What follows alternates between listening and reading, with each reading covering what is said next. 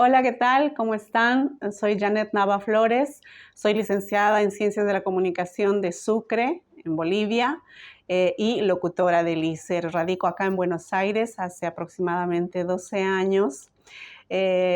Hablo quechua y por eso les voy a saludar en quechua. Imaina Kashankichis, ñoka Janet Nava Cani, licenciada en Ciencias de la Comunicación, Bolivia, Suyumanta. Para mí hablar del idioma quechua es reafirmar mi identidad, corresponde mucho a mis raíces, y hablarlo en otro país tiene un doble significado para mí. Mi relación con el quechua surge tal vez desde la cuna, porque no recuerdo en qué momento aprendí a hablarlo, porque desde que tengo uso de razón yo ya lo hablaba. Y bueno, cuando dicen lengua materna, yo entro en crisis porque digo, hablo desde que tengo uso de razón ambos idiomas. Pienso que lo heredé de mis abuelos paternos principalmente. Y bueno, después de grande empecé a perfeccionarlo cuando en la universidad nos enseñaron a escribir y algunas reglas principalmente de escritura y formas de hablar.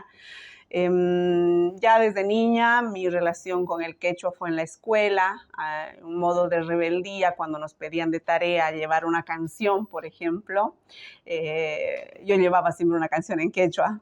Era una forma de decir yo soy diferente, pero al mismo tiempo yo soy de acá.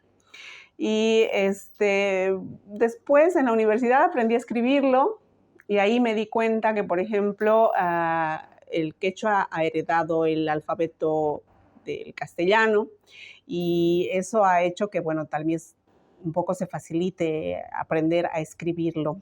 El quechua durante mi infancia y toda mi enseñanza en el colegio, no existía la educación bilingüe, no existía siquiera la referencia a escribir o a hablar. En todo el programa educativo curricular no figuraban las lenguas originarias como ahora las conocemos, ¿no? Es más, en el 2012, cuando yo estaba migrando para la Argentina, el gobierno promulgó una ley por la que todo funcionario público debía de aprender o saber un idioma materno. En el caso de La Paz, el aymara, en el caso del Chaco, el guaraní, en el caso de Sucre, Cochabamba, Potosí, el quechua, por ejemplo. Y bueno, pero ese proceso, por ejemplo, yo ya no lo viví, pero sí fue motivo de mucha controversia, mucha discusión. Sin embargo, me parece que fue una muy buena ley que se haya plasmado o que haya logrado los objetivos que se esperaba. Bueno, ese es otro tema, pero sí fue, digamos, para mí una ley. En mi momento en la infancia no tuve esa educación bilingüe formal, sí, la educación en casa, que como digo, lo aprendí desde que tengo uso de razón. Que vos decías igual que llevabas mismo a la escuela por ahí o elegías canciones en quechua. Imagino que en la calle, en los juegos también estaban en todos lados. Ahí. Sí, recuerdo mucho que de niña mi abuela me contaba cuentos en quechua y que ahora que soy grande los recuerdo con mucho cariño. Los personajes del Atoja Antonio, la Luisa, el Condenado, el Maico y las Zipas, el Picalo y las Zipas. Bueno, sí, eso fue el aprendizaje del quechua para mí fue dentro del seno familiar, no tuve educación. Ya en la universidad sí aprendí a escribirlo y a algunas reglas de pronunciación, por ejemplo, como que el verbo siempre tiene que estar al final, por ejemplo, algunas reglas. Y para mí el quechua ha significado la oportunidad de acceder a espacios muy interesantes, relacionarme de otra manera con la gente y en mi profesión puedo decir también que me ha abierto muchas puertas. Bueno, cuando yo llegué a la Argentina, para mí fue realmente una sorpresa, un descubrir que en el norte argentino, principalmente en Santiago, se hablaba quechua. Cuando en Bolivia escuché alguna vez que habían chacareras en quechua, yo no la podía creer. incluso lo busqué en ese momento y no encontré, pero cuando descubrí la canción Ampizuna Zamorani de Don Sixto Palavecino, por ejemplo, fue para mí gratísimo, y escuchar muchas canciones y mucha referencia en relación al quichua, como le dicen acá en la Argentina. Pienso que el proceso de migración es tan individual y tan colectivo al mismo tiempo. Individual en el sentido de que cuando uno está en otro país y hablas el quechua, por ejemplo, te sientes durante ese lapso de tiempo que estás hablando en quechua, te sientes en Bolivia.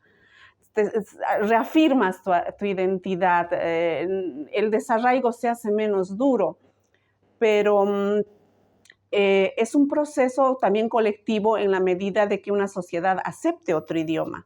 Cuando escuchas canciones como una chacarera en quechua o como las canciones de doña Luzmila Carpio, que hace un esfuerzo hermoso de mantener el idioma vigente a través de las canciones, sientes que realmente toda una nación, como nosotros les denominamos a los pueblos originarios en Bolivia, toda una nación prevalece, crece, prospera en el tiempo.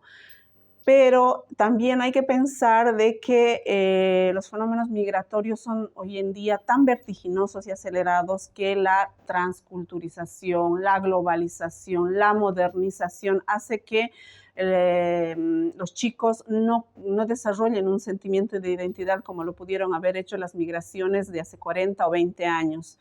Hoy en día los chicos se sienten latinos.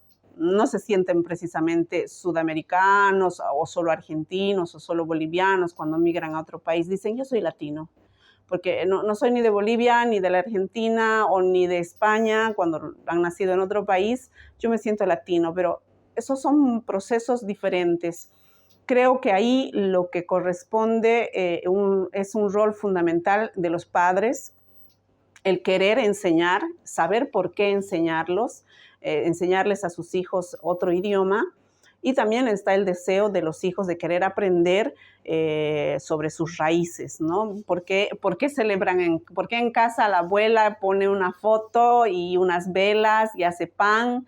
Tiene mucho que ver con la cosmovisión andina, la cultura aymara y quechua. Entonces, mucho depende de la tradición oral, la tradición familiar que se practica en la casa.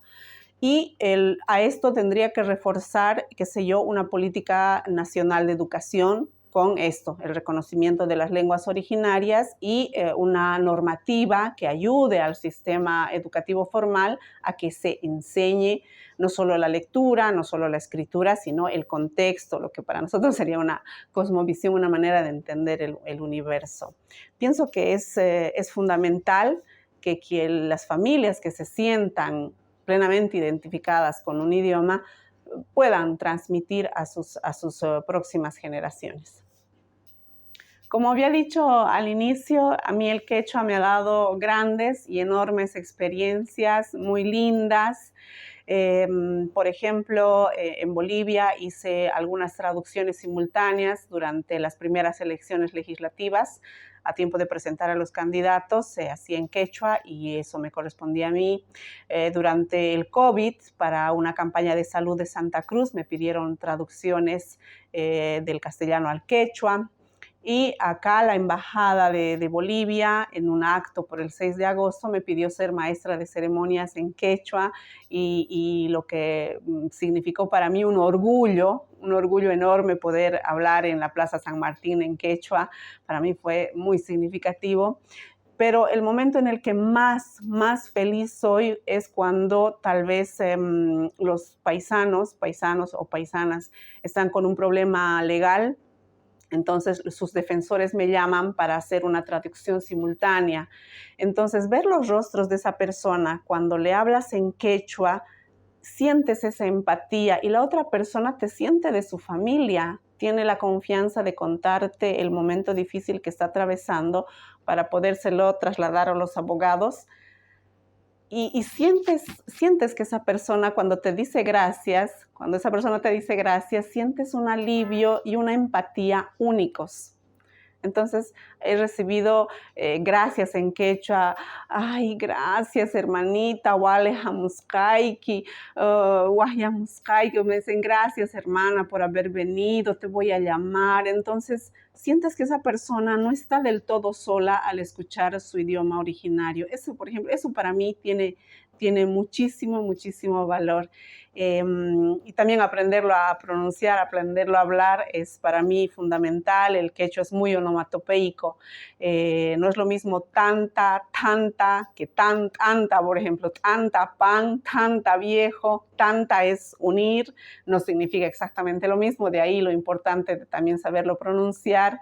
Y decía que es muy onomatopeico, por ejemplo, la chaya, dicho en Argentina, la chaya es cuando cae el chorrito de agua y choca con la superficie del piso, es la chaya.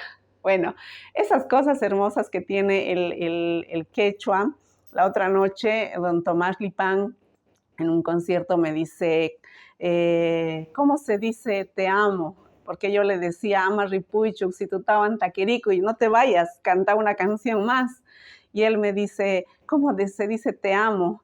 Y yo le decía, anchata munakuiki, y me decía así con la cabeza y se reía. Entonces, y cuando voy, por ejemplo, a la verdulería donde mi amiga doña Lucy y nos reímos y hablamos muy fluido en un ida y vuelta, es una complicidad de hablar no solamente el mismo idioma, sino de estar en un momento, en el tiempo, suspendidas en el espacio, sin fronteras, sin divisiones de tiempo, ni divisiones políticas ni culturales. Entonces, esas cosas tiene el hablar en tu propio idioma. Me imagino que se le pasa lo mismo a los latinos cuando están, qué sé yo, en la China y se encuentran hablando en castellano.